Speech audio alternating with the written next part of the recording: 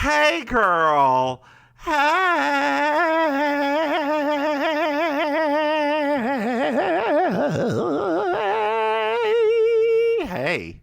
Dearly beloved, we are gathered here today to celebrate the death of comedy. Oof, boy, Oh, Lord. Oh boy, oh boy, Well, oh we'll boy. get to that in a little bit. So how are you, girl? What's new with you? I'm good. I'm good. Had a nice weekend so Did far. you? What all did you do? I went to go see David Sedaris yesterday. Oh, So he had a North reading. Carolina's own. I know, right? And I love it. We go every time he comes here. I have 'cause never that's, seen like, him. He's my favorite author, like my Yeah. favorite modern author. Yeah. So I've it got a was question. Do funny. you prefer to read his books or do you prefer to listen to his books? It's so funny because his books are like in two different styles now, right? So okay. he has some that are like memoir style. Yeah. And he has some now that he's been doing that are like collections of diary entries. Yeah. So he has like 2 volumes of those. I actually I like reading the diary entry ones and listening to the memoir ones. Okay. I didn't mean to interrupt you. Keep going on with your story. No, yeah, because on the memoir ones, it's fun because the diary entries are obviously they're like legit diary entries, and but when he does the memoir ones, because he likes to do the voices of like all of his different family members and people like that, so it's always perfect for me when I listen to those, and it was great because we discovered something last night that was really quite funny, in that he and his husband are also from North Carolina and Kentucky, which we were both like, that's unusual. Oh, well, I mean, I knew David Sedaris was from North Carolina. Yeah, his husband's from Kentucky. I was like, that's what a funny little parallel. Did you ever watch BoJack Horseman? Yes. Okay, I'm just now catching up with the last season. I'm 3 episodes. Just let that part go. But the interesting thing about BoJack Horseman is you actually get to hear Amy Sedaris's accent for real when she goes back to Eden, North Carolina. Yep. Like when it pans back to Princess Carolyn as a kid, you get to hear Amy Sedaris with the honest to God Southern accent. I was like, holy shit, that's her real voice. Yeah. A thing that nobody's heard for years. Yeah, I love it. It's really funny because so David Sedaris, actually, he used to live in Paris for a while, for a good long while. Yeah. And but it's so cute because like now he's back in New York, so he and his sister hang out all the time, and I think it's the cutest thing. And so one of the people, because he always does a Q&A, they said, when was the last shopping trip with you and Amy?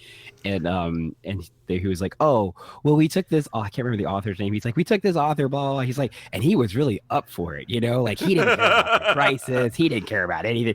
And it was just so funny because I just picture the two of them just like on a trip. And another person asked, it was the weirdest question. Like she phrased it in the strangest way. Like, in your family, who is the funniest sibling? Right? Because he has like 5. There's 5 of them. Yeah.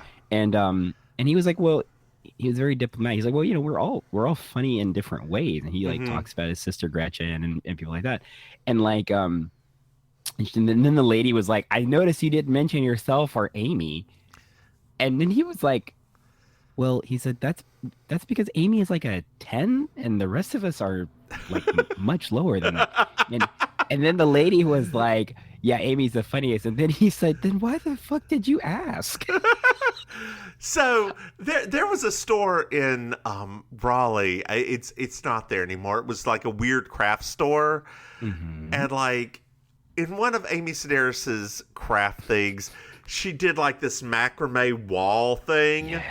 They had it hanging up there. Of course they did. Of course they did. North Carolina's own, like, I mean, it's Raleigh's own. It's just so funny to me because they are, like, they to me are the exact kind of thing that happens when you take an outside North Carolina culture and plop it inside of North Carolina, right? Like, absolutely. Like my family, right? It makes a very weird kid.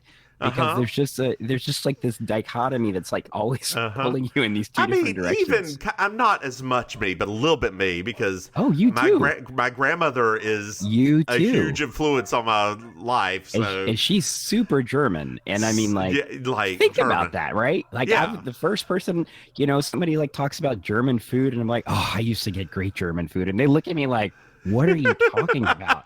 I think, oh, my best friend's grandmother's German, and she used to make us food when we went to her house. Yeah. And they just look at me like, what? I thought you grew up in North Carolina. I was like, yeah, but she moved to North Carolina from Germany. People and do hated that. It. She used to threaten to leave the kids back in Statesville. Dear listeners, so Statesville is the metropolitan area. When you go a little bit farther out, about 5 miles in either direction. Oh man. They lived about 5 to 10 miles north of Statesville. And when she moved there in the 1950s, there was nothing. There were dirt farms. So now, something, dear listeners, you may not know, and you probably won't understand either, is that the soil in Statesville is red clay. Red clay. And man, that got so much of our clothes messed up. Oh my God. But I've known people, as soon as they go from South Carolina to North Carolina in the western part of the state, they have to pull over and stop and look at it because they've never seen anything like it, right? It's red. When we say red, it's red. But remember the mud pit outside our middle school? It was basically like the surface of hell. Yes. We used to play King of the Mountain, whatever it was. That's right. Oh God, where you just pushed people out of the, I don't know. I don't even know what we were playing, but we enjoyed it. We loved it. We loved getting muddy back then, even though everybody's parents hated playtime because all of our clothes were messed up. So my grandfather, when he moved back from Germany, because both my mother and my aunt were born in Germany and they moved back, he had some of the family land, which was 7 acres or something crazy like that. And he decided to plant 6 of them. As you do. And in North Carolina, you're going to plant green beans,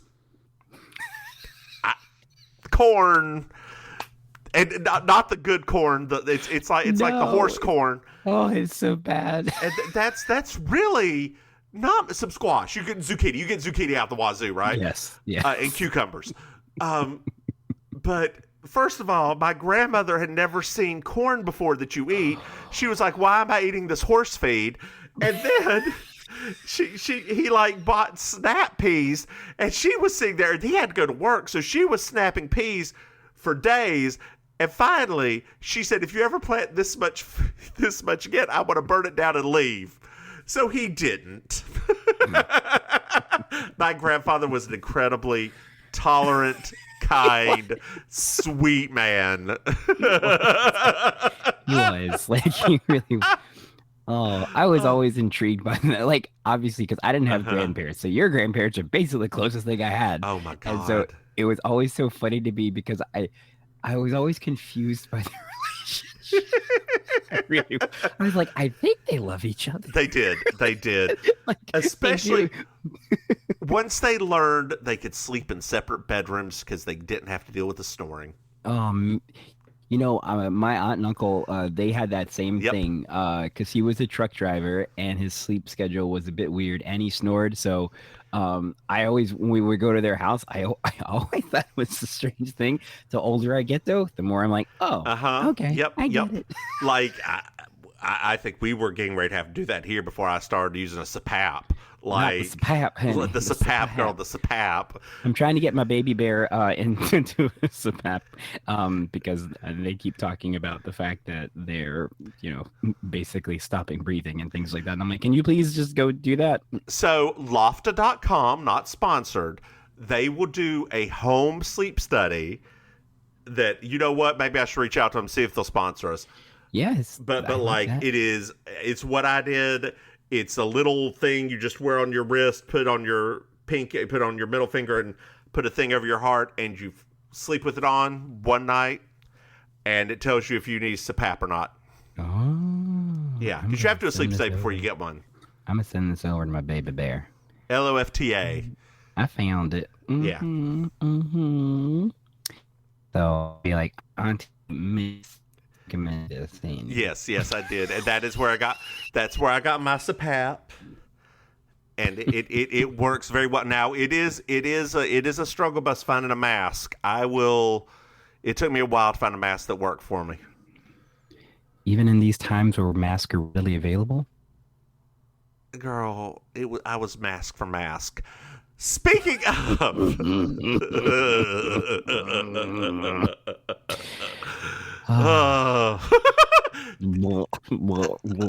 Maim. That was a fun thing about the. Oh, go ahead. Speaking of wool, did you know we have a Patreon?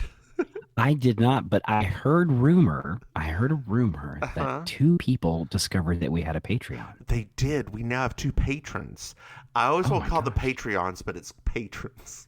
Yeah, we have some stuff to record for them soon too. Yeah, as soon as they reach back out and let me know what they want, I will record it. Yeah.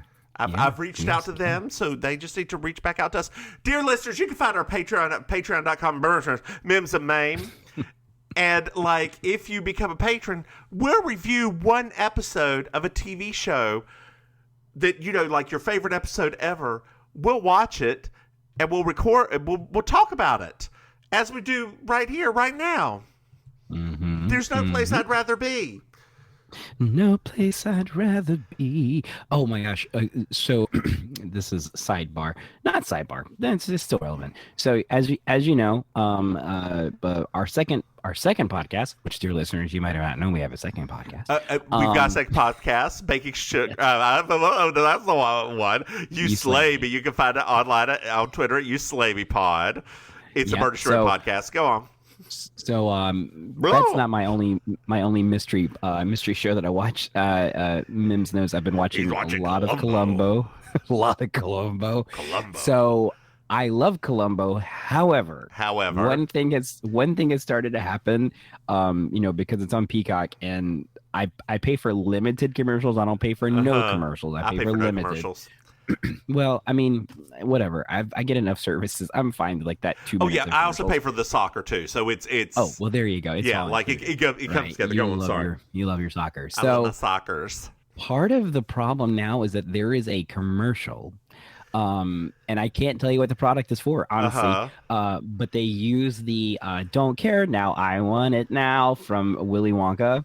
Okay. I hear it, as you can imagine, a lot, because they don't actually have a huge amount of commercials diversity during these things. And so I've started waking up every morning with that song just blaring from my brain, and it has made me question if I really want to keep watching Columbo. Have you seen the commercial for the cosmetic that has Twiggy in it?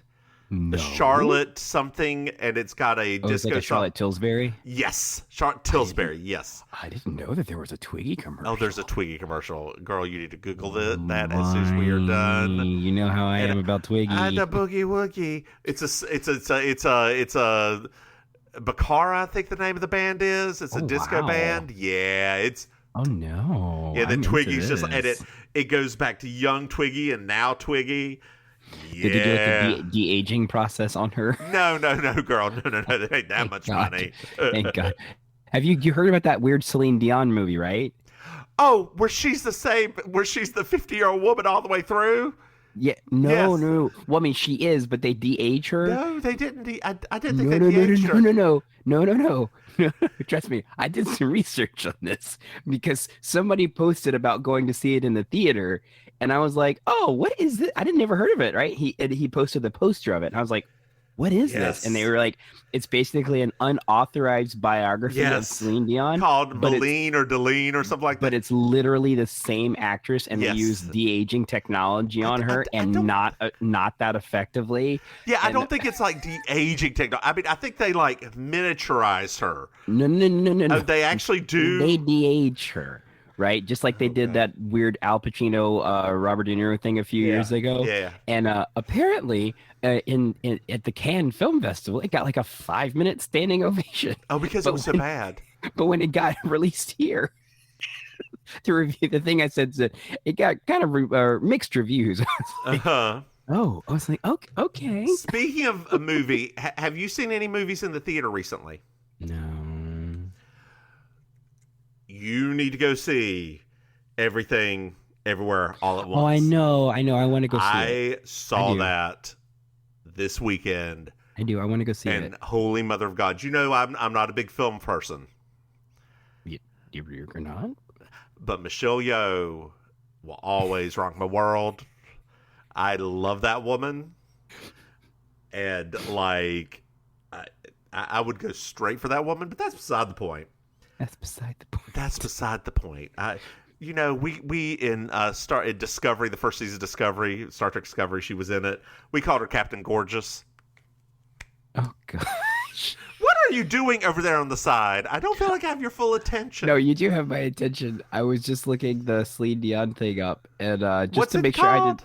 It's called Aline. Aline. That's right. It says here, her name is not Celine Dion. It's Aline Dieu. Yes.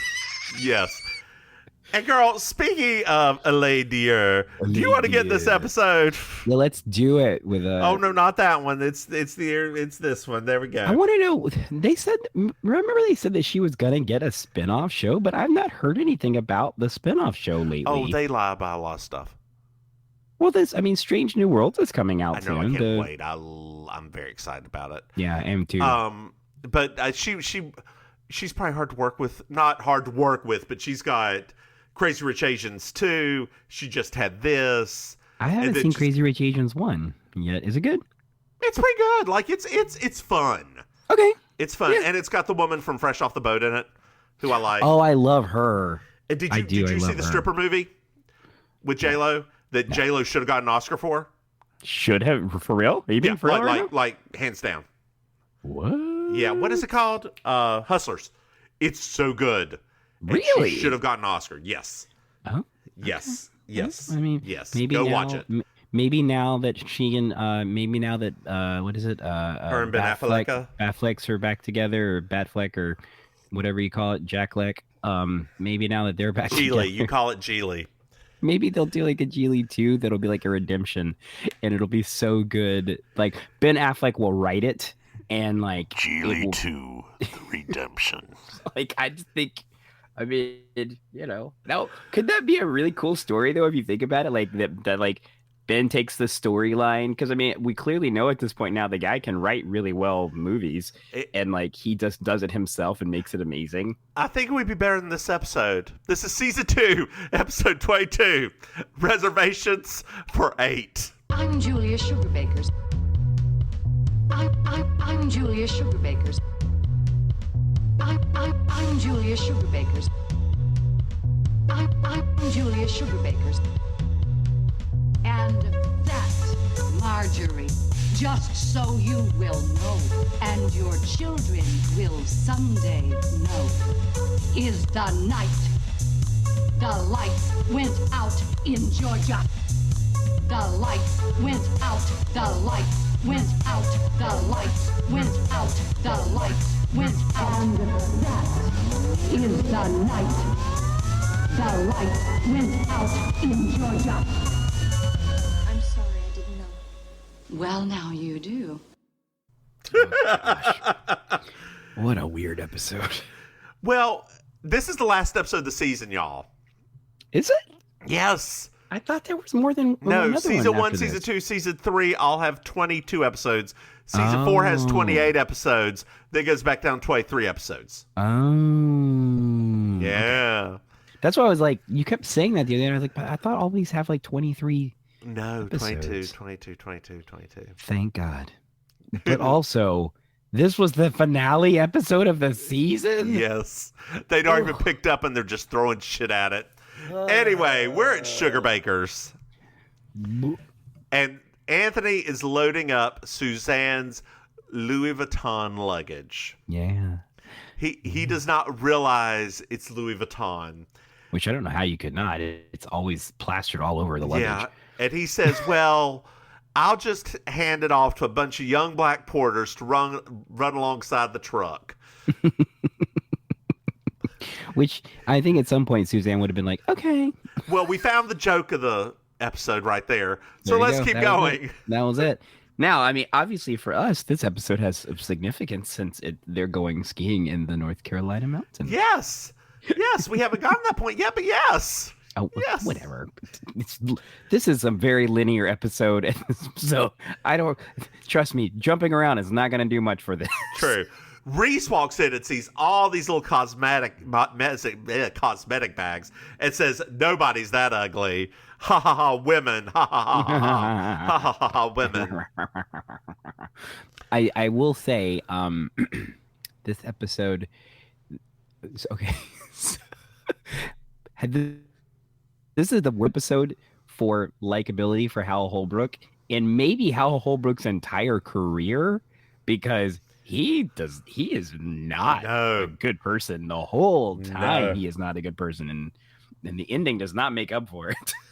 So they're on their way to North Carolina, as you said. I'm guessing Beach Mountain because they're going skiing. It's either Beach Mountain or Sugar Mountain. Yeah. Well, or maybe they're stopping by They're stopping by Tweetsy. They're going to stop by Tweetsy all the way up. Ride that little train around and have that little racism happen to them. Girl, Santa Land was not open last time I was in Cherokee. I was very upset. Well, I mean, somebody's got to get murdered somewhere else. It's going to be open next week, and I missed it by a week. I could have gone and fed the emus. Anyway, what were you talking about Tweetsy in your dreams? Oh, I had a weird, very weird dream about the little sky thing that would take you up that was on the side of the mountain. What was the other place? Maggie Valley. Yeah, in Maggie. Yeah. I had a dream about it last night. Is that weird? I mean, it's probably because I was talking about Cherokee. Maggie Valley's on the way Cherokee. It was just so strange. I was like, obviously we drove by enough that it was like blazed in my brain, but it was so strange last night. I was like, why am I dreaming about the mountains of North Carolina? You know that place is abandoned now, right? I know. Like, it was going to be a religious thing. Somebody put 3 crosses up on top of where the ghost town was. Well, girl, she sold it because she went bankrupt, and now there's somebody who's going in and trying to renovate it back to what it was. Oh, Ghost Town? Oh, man, that would be so cool. Yeah. I loved it. I thought it was a hoot. Why renovate it? Just let it be what it is. Just like the Wizard of Oz one. Yeah. Dear listeners, for those of you that don't know, we have a Wizard of Oz theme park in North Carolina that is defunct. They still hold tours once a year. Defunct is putting it nicely. Yeah, it's falling apart. But like the yellow brick road, actually, it looks like Return to Oz. If you ever see that movie, that's what it looks like now because everything's falling apart. Oh. So Reese says, "You women need all this luggage." It felt like Reese's delivery this entire episode. It felt like he was auditioning for what's his name? The Honeymooners character. Like it felt like he was in an audition for that. I was like, Reese, it's literally like the mid '80s, and you're kind of spouting stuff like you're, And he's like, "Y'all need to pee before we go because we aren't stopping on the way." For that 4-hour drive. And Maryjo's like, "Oh, I guess you know who I am, so I'm gonna go pee." It's not that long of a drive. It's what, 6 hours, maybe 7. Here's what's hilarious though. Then we find out in just a couple of minutes that they stopped to eat. Yeah. So I'm like, So we're at the mountain resort. We get there finally. There's an avalanche, so the ski lifts are down for 24 hours. First avalanche I've ever heard of in North Carolina. We don't get that much snow, y'all. I was wait a minute. When they said that, I had to pause it for a minute because I was laughing so much. Most of the snow in our mountains is man-made, and this is not global warming. It's always been that way. So, oh gosh, I thought I paused it for a second because I was like, I just started giggling. I was like, wait a minute, like what are you talking about? I mean, we have rock slides all the time, but different avalanches. Rock slides are not avalanches. It's very different. No. Well, Major Dad is there. I can't help the fact that I'm attracted to that man. I do. I don't know why. Are you attracted to him as Dash? Or just attracted to him in general? No, as Dash. For some reason, like as Major Dad, nope at all. But for some reason, as Dash, I don't know what it is about that character. But like that moment later when he takes his glasses off and I was just like, it's because he's a troubled chauvinist. Oh, maybe that's what it is. Maybe that's, yeah. I mean, I don't know. There's just something about him. I can't explain it. There's just something about that guy as that character that I just find very dashing. That's not. I didn't. That's why his name's Dash. Maybe. So they're all sitting in the room, and Reese is like, "We look like the family in Grapes of Wrath going skiing with all this luggage." Ha ha ha ha ha ha ha. That's a good movie. It's hard to watch, but it's a good movie. Also, that's a reference of a movie that at that point was over 50 years old. Are you sure it's not a reference to the book, which is older? No. He was talking about visually. Okay. Because in the movie, there's a part where they're actually traveling, and the whole vehicle is just leveled with stuff. You're so over this episode already. I know, dear listeners. I'm sorry. I am sorry. You are like that look on your face. You're just like, oh my god, we're still in the early part of the episode. Well, there's not that much to this episode. Let's keep going. So there's 4 bedrooms in this place. Yes. And Julia and Reese talked before. The boys are going to be sleep with the boys. The girls are going to be sleep with girls. Very gay. And Maryjo and Julia decided how they would sleep without consulting anyone else. Oh, how dare they? Right. Maryjo and Julia are going to sleep together. And then probably JD and Reese are going to sleep together, leaving Bill and Dash to sleep together. And Suzanne and Charlene to sleep together. Bill and Dash sleeping together sounds like trouble. Repressed military man and repressed writer. Yeah. Well, I mean that there's a line later on. If we keep sleeping together, we may have an announcement soon. See, that's the other thing, right? Dash is very clever in this episode too, and you know how I am about funny guys. Well, you just went a little bit too far there. He's clever. Oh, that was not necessarily funny. No, I'm just thinking. You know what I'm clever. This is almost a Ted episode. If Ted had just showed up and maybe some children actors, it's the only way. Ted shyly making his way through the avalanche because he heard that Maryjo was going to be stuck here, and then he heard about the avalanche, and somehow he brought Bert with him. Yes. So Reese is upset. Of course. And Suzanne's like, well, I was just hoping to get a room on my own. Me and my shit in a room. Yes. Can we do that? I mean, she sounds, I feel seen by that, by the way. I know you do. Just throw me and my shit in a room. I can relate. And Julia's like, I wanted some semblance of decorum here.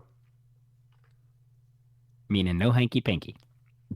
And Reese is like, well, there are 3 to 4 fidelitous couples here. And Dash just looks at him and goes, 3. I mean, at least Dash is being honest. And they're going back and forth for a bit. Like, there's a lot of back and forth about, honey, you shouldn't do that because that's really the majority of the episode. I know. Reese does say to them, to Julia specifically, I don't know why y'all are acting like the last boatload of virgins out Pompeii. I like that line. He has a good point. That's like the best point he made the whole time. Yeah. Now, we can point out right here that Bill is not getting involved in any of this. Nope. He and Charlene are just sitting there. They're just all cooing together. They're so cute. And Reese is like, they're having sex when not even having it over there because the hormones are just so high. And she's not wrong. He's not technically not wrong. Was it is this the part where they were like, Bill, you agree, right? No, that's the end of the episode. Later. That's the manipulation part. Yes. So the whole episode just bleeds together. My God, it's a lot. I feel sorry for Hal Holbrook that Linda Bloodworth Thompson made him say these lines. Like, because it seems very not like Hal Holbrook the person. Like, no, it really it does not. It does not at but all. He delivers them with that Hal Holbrook intensity. Uh-huh. Well, it's the next day. The ski lifts have been closed for 36 hours. Suzanne thinks that they need to get a paddy wagon up here and just arrest all of the park rangers for not opening up the thing and not preventing an avalanche. Because that's what you do when there's an avalanche. You have to arrest the park rangers for preventing Mother Nature from having an avalanche. Maryjo was just worried that the avalanche was going to hit a hotel. To which Reese says, I am too, and that the last thing they're going to do is find me and JD together in bed. Cue first gay joke. Maryjo was watching Oprah. Yeah, oh boy. And they actually use a clip of Oprah. And we find out right now that JD hates Donahue because of the men bashing. And now we're about to go into for the two of us, a deep hole. Yes, girl, but before we go in that hole, have you seen the ads for the new Tucker Carlson War on Men? You mean the gay porn? The gayest porn. Dear listeners, Tucker Carlson now has a War on Men, which I believe is going to be the title of this episode. Because we get extra clicks. Yes. In which there's just like a slow montage of half-naked men wrestling and like chopping down wood. And tanning their balls. Yes. And like it's a somebody posted on Twitter, sponsored by Sean Cody. Which, dear listeners, if you don't know, it's a porn site. Although they would be a little old for Sean Cody. It's probably Mustang. That's probably what they'd be sponsored by. Mustang, girl. Not Mustang. Girl, you know Mustang? Not taking it back to Mustang. So, dear listeners, this is a This sign. should have been on a VHS. Mustang is still around. It's owned by Titan Men now. No. Mustang is a Falcon company. Is it Falcon? Oh, Mustang is a Falcon company. Falcon owns almost everything now. Falcon owns except Mustang. For men. Yeah, Falcon owns Mustang, Hot House, Colt, Raging Stallion. They own all of them. So Raging Stallion. Just a bunch of half-naked cowboys all the time. Dear listeners, the porn is not even that interesting. Speaking of that, so dear listeners, we're going to take a little bit of a side and talk about gay porn for a hot second. You mean my neighbors? Are you next door support stars? Honey, this area is littered with retired and current porn stars. Littered. Littered. I subscribed to a site that was on like a whim. Okay. You were drunk when you subscribed. No, not that kind of whim. I saw an article about it, and it was talking about it's a new mild kink site. Mild kink site? Mild kink site. Not anything major.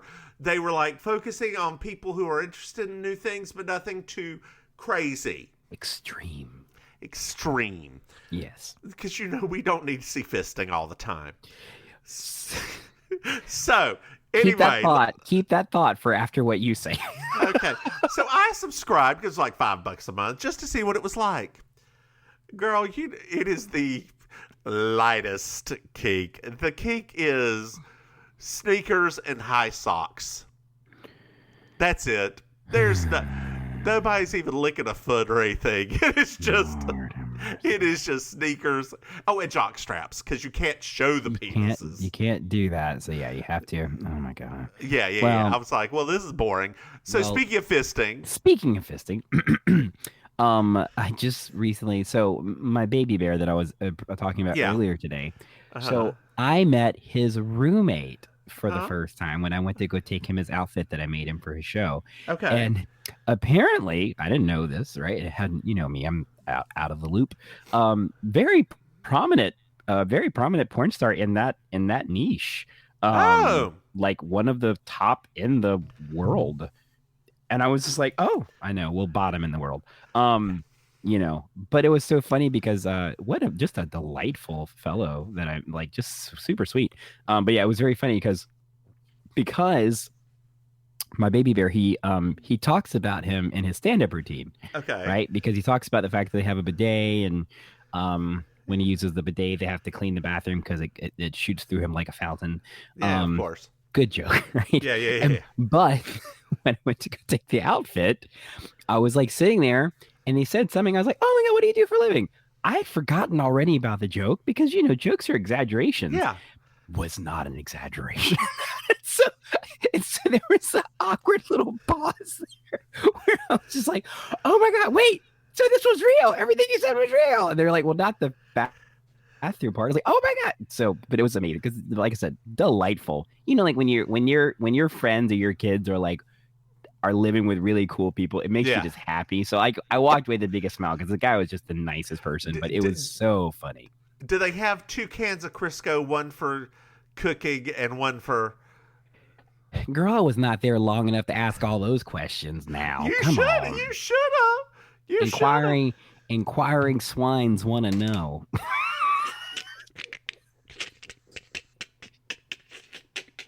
I can't believe I just said that. Oh, that's probably the wittiest thing you've ever said. I don't think I've ever said anything more on point. Well, so on this line of thinking, on Oprah, a woman is very irritated. She says, men are just amateur human beings, which we are. we are. It's very true. And JD's like, we don't just think about sex. We also think about the ballet. And then all the other guys, yeah, ballet. Couldn't they have just said sports? Like, couldn't they have just said sports? Yeah. Like, why did they have to go for like the obviously slightly homophobic sort of like joke? Like, they could have just said, we also think about sports and fishing and blah, blah, blah. Well, they were thinking of cultural things like... Yeah, okay. Like art and ballet. And they could have just said art. Dance, modern dance. They all think about ballet. Modern dance. Just the dang ballet. Now I want to go watch Chorus Line. Sorry. I love that song at the ballet. Oh, sorry. I was doing One Singular Sensation. That's where I was going with it. You're like the one song I know from Chorus Line. The closing number, yeah. I'm going to launch into it. Girl, in our one-woman show at the very end, it's just going to be you and me with a bunch of mirrors. Oh my gosh. We have to get some of those like red sequence jackets like they wore on the SNL sketch, like when I'm 50. Yeah. Oh boy. Yes. All right. So Julia and Maryjo are like, you are just angry. And you can't be childish because you're grown men, so you're just covering all up with wisecracks.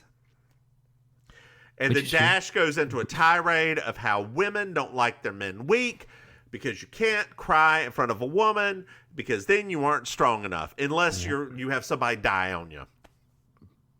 Well, you know, I don't mind that Dash is an emotional man. He could be emotional with me. So Reese is like, you don't want a man, you say you want a man who's sweet and sensitive, but you don't really want that. And Maryjo's like, wait, hold on, you got it wrong. You're either wimps or you're jackasses. Like, there is an in-between. And Julia's like, women have found the in-between. Why can't you? And Dash does an anti-feminist quote there that I did not write down because it bothered me. Like I said, this episode made for the most part, very likable actors very unlikable. And they talk about women being manipulators and that sort of thing. Yeah, and they tried to get Bill on board.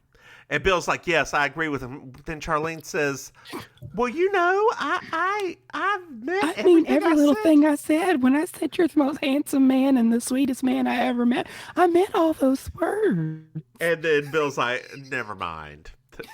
And Dash is like, well, we gotta forgive him because it's mating season. It's just one after another. It's like, guys. And once again, they. You go ahead. Then we'll go into this. Go ahead. Then Suzanne stands up and it's like, I just don't understand what this thing about sex is, because it's only good for 6-7 seconds, then we're done with it. Can't we just do something else? Oh, poor Dash. Yes. And then, it keeps that just on means going. Dash is the bottom. That's all that means. It does. It keeps on going back and forth a little bit, and I just have written down in my notes, my God, period.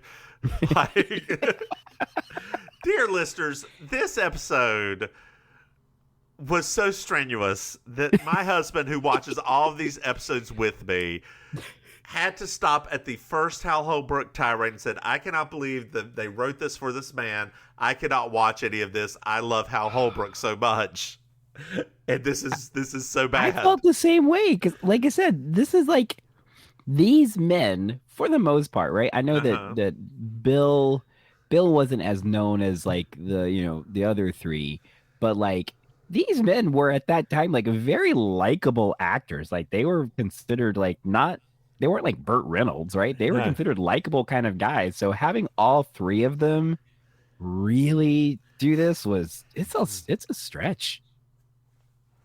So Julia's like, war, rape, killing, slavery, it all comes from men. Y'all write the laws, y'all do all of this. We don't have the power. We didn't have the power. Y'all did all of it. To which Reese says, I'll tell you something about women. They're always late. And then he wraps it around to basically say, if women are so self-actualized, they know what their problems are, so I don't even have to tell them. Ugh. So it's a lot. It's so much. And it would be different if this episode had a resolution. But that's not coming. And then the men go into this thing of, we fight for you and bring you women the spoils of victory. Gross. Yes. Gross. That's why we do everything. Julia, you said all this stuff about men, but we do it all for you, right? It's like a terrible, it's like, I learned it from you, Mom. I learned it from you. And then Reese says, women may be the last thing civilized by man. Oh. Linda was making sure that we legit don't like men. Legit. So we're now at dinner. A little Charlie Pride comes on. Yes, Yes, you're so bad when you're good. Or you're so good when you're bad. Whichever one it is. You're so good when you're bad. You're so good when you're bad. Bill and Charlene just start dancing because they're not a part of this entire thing. Everyone else is angry. The JD and Maryjo go up to dance. The Dash and Suzanne go, and Suzanne's just been having fun this whole time. Suzanne just loves Dash. That's the thing about this show that I absolutely think is adorable. Is of everything that we know about all of these characters, I never doubt for a minute that those two love each other. Oh yeah, it's true. It's true. I love it. Every time they're together, it's just get back together. He puts up with her shit, she puts up with his shit. Yep. And they know they have to be divorced, right? Yep. They know they can't be married. They can't be married because they can't live together, but they can love each other and enjoy time with each other. Yep. And that little smile, that smile she makes when that little smile melted my heart. I was like, that is a genuine smile there. Then Reese and Julia go dancing, and they end laughing. Do do do do do do do do do do. Well, Maim. Yep. Did you find yourself A Miss Georgia world. I did like so Okay. I'm in this particular episode. I am gonna award the Miss Georgia world to Charlene. Because none of them are really wearing super fancy clothes, but when they are all in the cabin together, Maryjo, Suzanne, and Julia are all wearing like solid color sweaters that are different colors. And the only one that's sticking out that is a very 80s sweater was Charlene. So I'm giving it to Charlene in her 80s sweater. I'm going to give it to Suzanne. At the beginning where she's wearing the black turtleneck and black pants. Yeah, she did look because good. she showed Maryjo from the previous episode how to wear a black turtleneck. Why don't we wear turtlenecks anymore? Steve Jobs. I mean, I don't know if that's true, but I feel like that's true. Like, did he ruin it for everybody? It's funny because, like, last week, I remember at the end of the episode, I thought to myself, like, I used to wear turtlenecks. When I was a kid, I used to wear turtlenecks a lot. When's the last time you wore one? When I was a kid, I think. Try one on. They're very uncomfortable. Like, they're itchy. Like, I've never liked them. Like, do you like wearing collars high that are tight against your neck? No, I guess not. Yeah, me either. Like, I mean, find them very... goodness gracious, though, like, drag queens wouldn't be able to survive without a mock turtleneck because almost all their dance costumes have them. Girl, when's the last time you danced? Last time? When's the first time you danced? I mean, if you count rolling around on the floor for a little... Girl, the worm, W-U-R-M, does not count. It's W-E-R-M, girl. E-R-M. So, girl, I've got a question for you. Did you enjoy this episode? Not. Absolutely. And I'm going to say, and like, I'm going to give a reason why. It's because it is not just because of the bickering.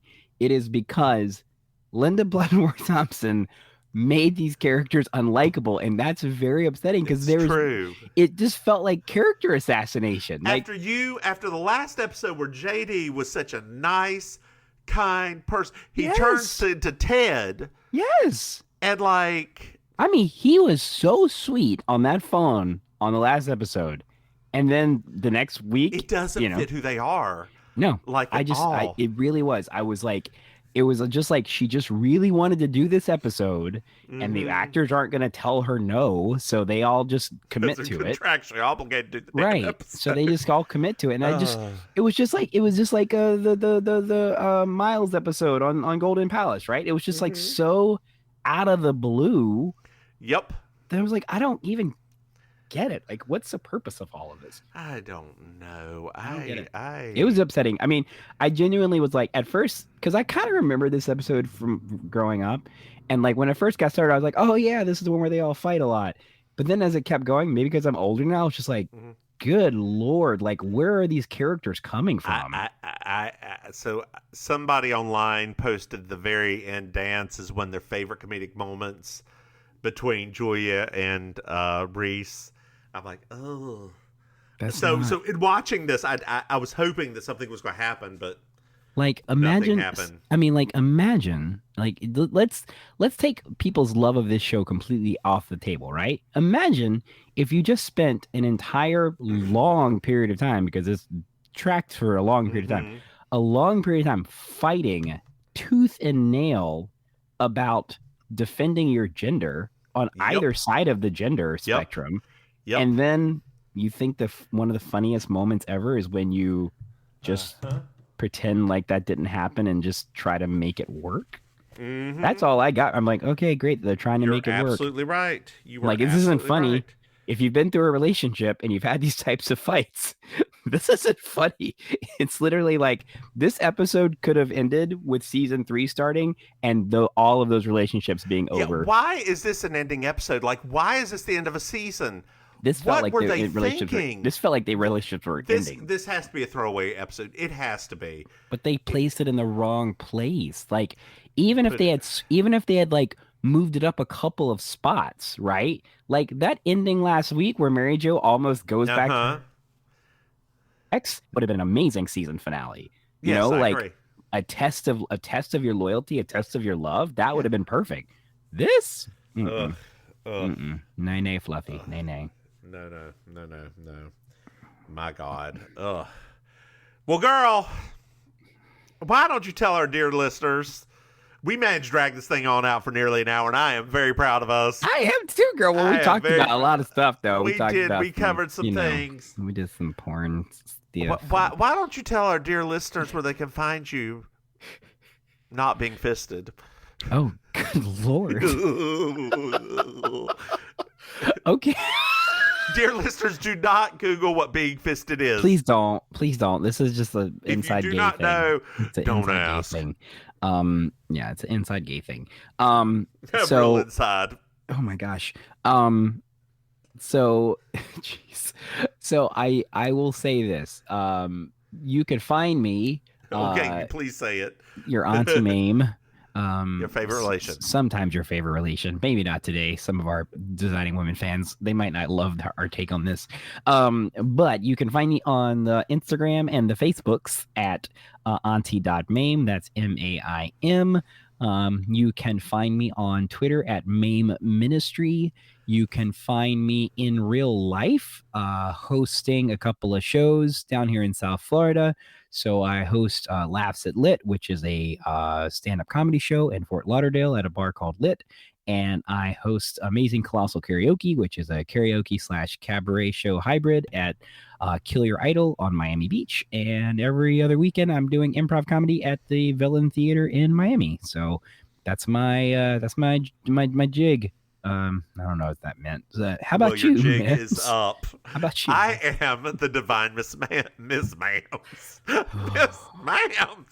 I'm the divine Missmims. You can find me on Twitter at divine Missmims. You can find this podcast on Twitter at Baking Sugar Pod.